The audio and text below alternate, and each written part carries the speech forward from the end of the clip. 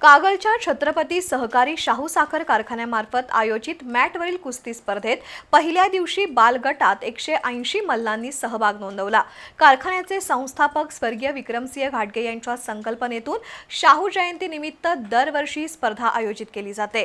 शाहू ग्रुपचे अध्यक्ष समरजितसिंह घाटगे यांच्या हस्ते स्पर्धेचं उद्घाटन झालं।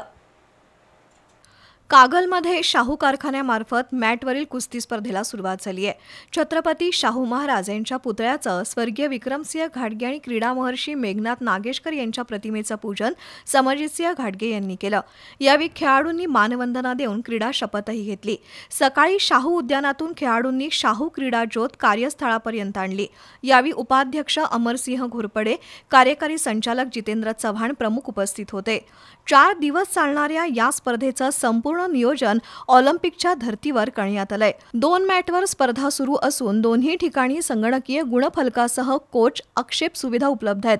पंच म्हणून संभाजी वरुटे, रामा माने, बटू जाधव, संभाजी पाटील, बाळासो मेटकर, नामदेव बल्लाळ, रवींद्र पाटील, प्रकाश खोत, केबी चौगुले, बापू लोखंडे, सुरेश लंबे, प्रकाश जमनिक, कृष्णात पाटील, गजानन खराडे, अशोक फराकटे, रामदास लोहार, संभाजी मगदूम काम पाहतायत।